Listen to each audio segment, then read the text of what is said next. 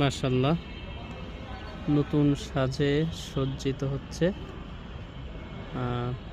প্রাণপ্রিয় প্রতিষ্ঠান পাবনা আলিয়া মাদ্রাসা। এবছর আমি এখানে অনার্স দ্বিতীয় বর্ষে আছি। দোয়া চাই আপনাদের 6 তারিখ থেকে, মানে ডিসেম্বরের 6 তারিখ থেকে পরীক্ষা শুরু হবে। আমাদের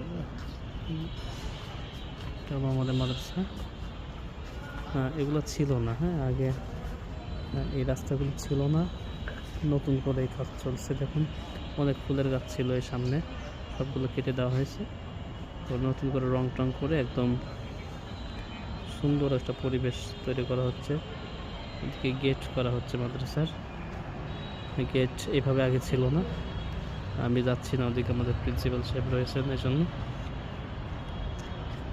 আমাদের এই প্রতিষ্ঠানে মোটামুটি আগামী 10 জানুয়ারি 2026 ওয়াজ মাহফিল হবে। এখানে কথাবার্তা চলছে আমাদের ফুরফুরা শরীফের গদ্দিনশীল পীর হযরত আবু বকর আব্দুল হাই মিশকাত সিদ্দিক কুরাইশি হাফিজাহুল্লাহ আতাআল্লাহু আমরাহু,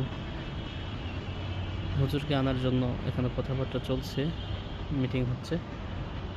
আমার প্রিন্সিপাল হুজুরের সঙ্গে কথা বলেছি, উনিও বললেন যে হ্যাঁ, হুজুরকে আনাই আমাদের টার্গেট। তো সব কিছু মিলিয়ে খুব সুন্দর একটা পরিবেশ তৈরি হচ্ছে আমাদের মাদ্রাসায়।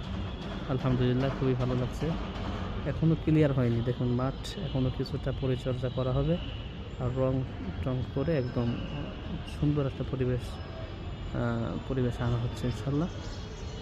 এই যে মসজিদে আলহামদুলিল্লাহ এসিও আছে মাদ্রাসার মসজিদে।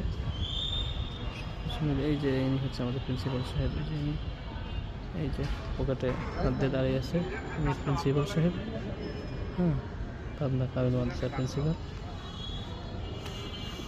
তো আসছিলাম কিছু বই নেওয়ার জন্য। আসসালামু আলাইকুম।